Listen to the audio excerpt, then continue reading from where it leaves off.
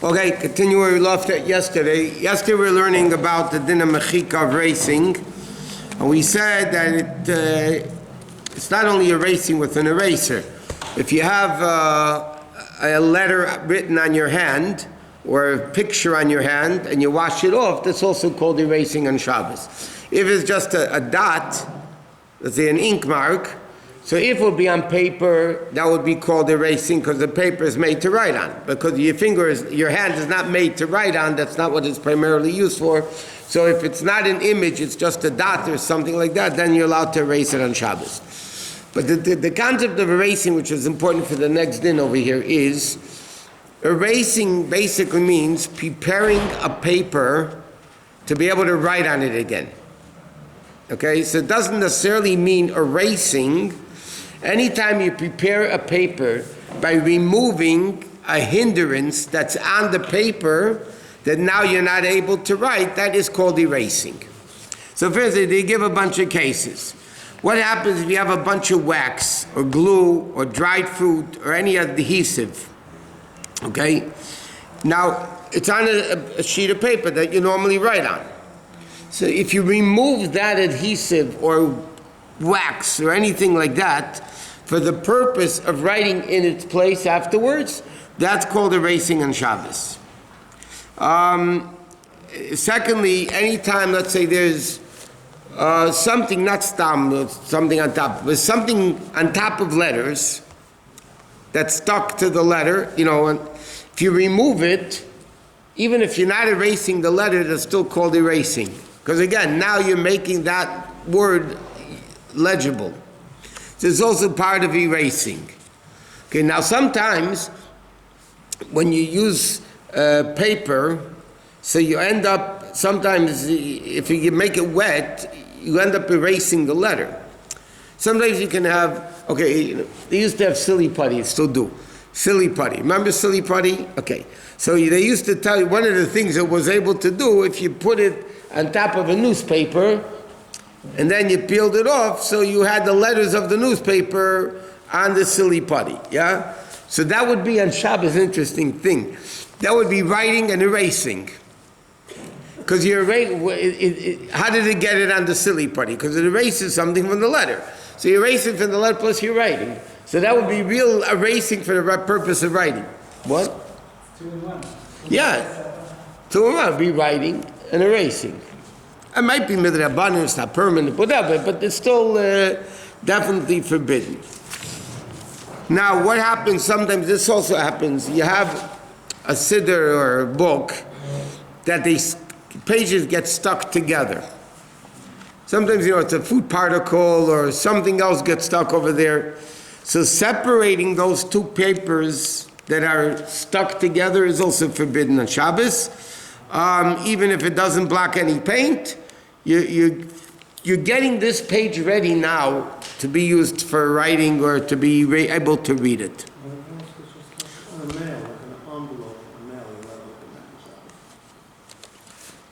That's not writing or erasing, that's tearing. No, but if you go along the glue part. I know. I'm saying if you unglue, right. Let's say it's glued on, right? The top is glued on. Right. Now you're going to remove it. Right. That's real tearing. That's worse than ripping it. Oh, so that's not allowed? No, definitely not allowed.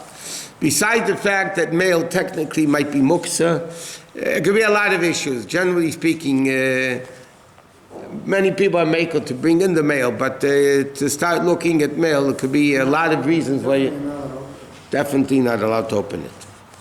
Sometimes people have a shayla, they get deliveries, they're supposed to get deliveries before Shabbos, something they need on Shabbos. And then it comes on Shabbos, but it's something they need for Shabbos, like clothing or... So again, you have to be careful when you just open the box, let's say, or the bag, you can't tear letters. And also, if it's sealed, let's say, with tape, that's not letters on it, yeah? Now, granted, you're cutting the letter, cutting the tape with a scissors or a knife, let's say, but there might be an issue that you're making the box into a keli. Because until now you couldn't put anything into the box. You couldn't take anything out of the box. Now by opening it, you're making it a keli.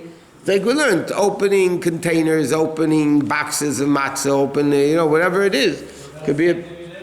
Huh? What? Same thing with everything. Bottles? No, not necessarily. Like, okay, we'll get what...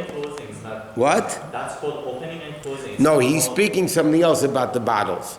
Sometimes you have a bottle cap, okay, that when you open it up, there's a ring left at the bottom. Right. Okay?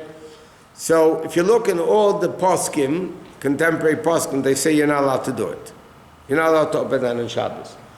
But the fact is, Beineinu Ro, we saw with our own eyes, when the people used to bring mashka to the Rebbe on Shabbos, and the Rebbe sometimes, if the guys had brains, they would open, just to make it easier for the Rebbe to open it, they would, but sometimes they didn't, and the Rebbe opened mashka bottles that the rim was left, that we saw it ourselves. Everybody knows that the Rebbe, so obviously you're allowed to do it. And there's reasons for it, it's not stam. But that's making a keli out of it. But you can't just, you're allowed to destroy things for food. In other words, you could destroy a container for food. I don't know, yesterday I remember when it was. If you have a bag of potato chips. No, that's cans, it's a whole different story. You have a bag of potato chips, right? So a normal person, how do you open it during the week? You pull it apart. Okay?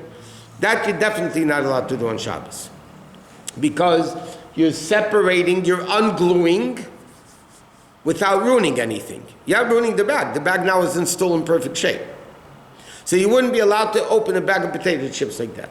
Or, let's say you have a box of matzah, a sealed box of matzah or cereal. Okay? So you have the wrapper on the outside. The wrapper is off. Okay, you could take it off without any...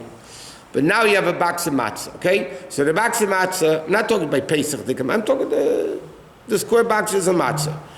So now, so it's glued, it's sealed, right?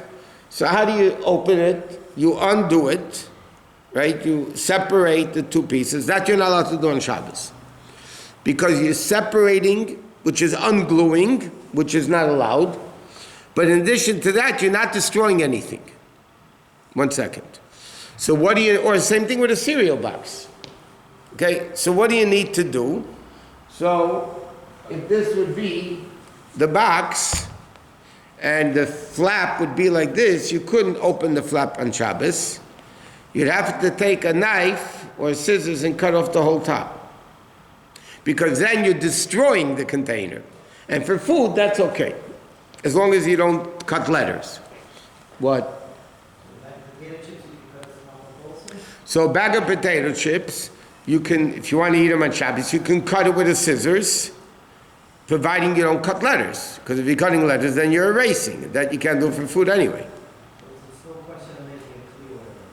That's not a kli, you ruined it. You ruined the bag. It's the same bag as if you unseal it. Both No, because when you unseal the bag is perfectly intact. It's 100% good bag. Now you ruined it. It's not a good bag anymore, you cut it. So that you'll be allowed to do. But if there's letters, then you couldn't do it because then you're erasing. And you can't do it for not food. To rip something. It has to be something you need for Shabbos. But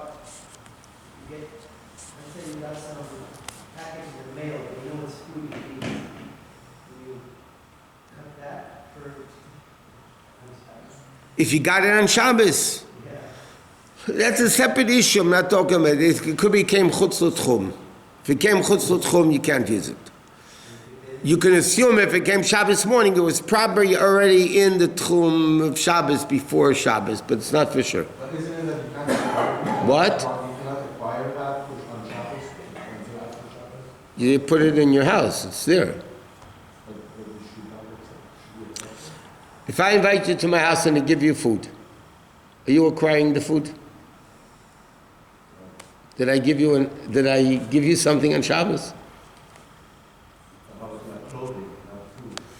Same thing.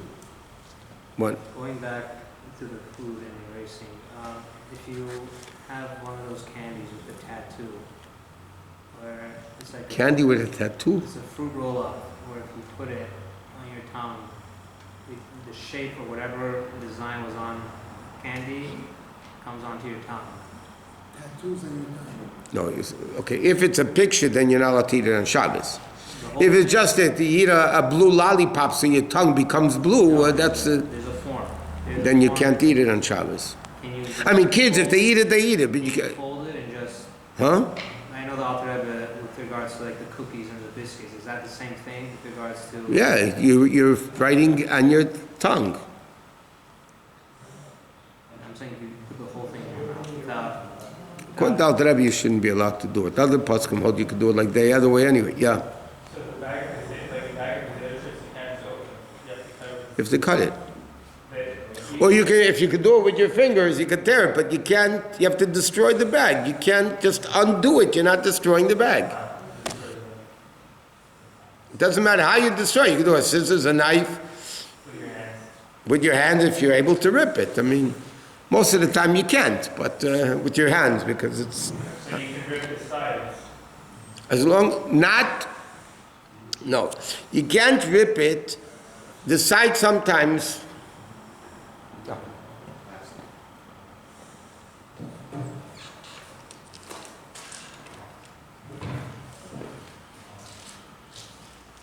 okay, I don't know if you could see this, but you see these candies, they're in the back, there's this thing, right?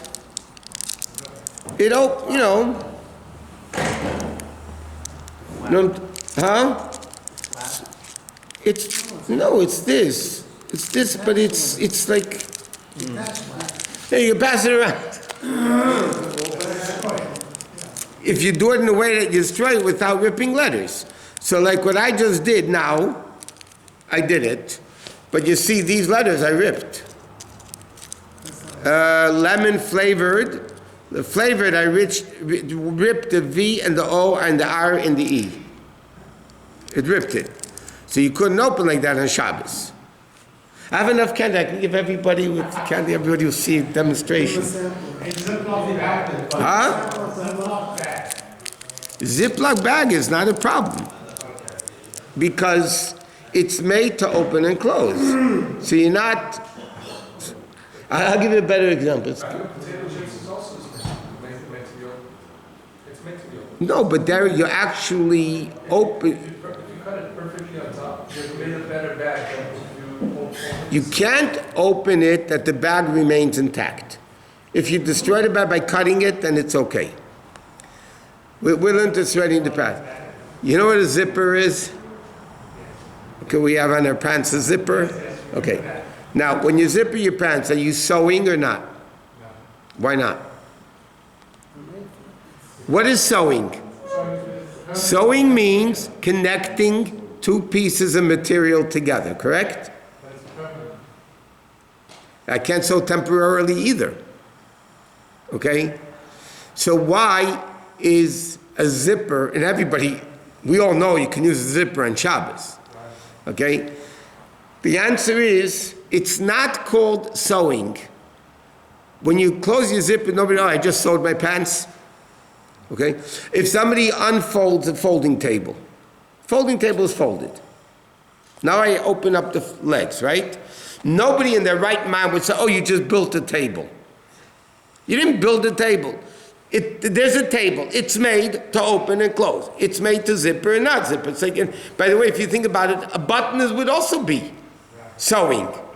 You're connecting two pieces of garment together. It's sewing. What? Same thing with opening a box. Nobody calls it, you just made a new box. No, Not but using the same it doesn't matter. But the fact over here is you're creating a new box that didn't exist before. No, it was existed before. You just changed. No, but now a box means, a keli means something you put in and out of. This box that's sealed, you can't take anything out and you can't put anything into it.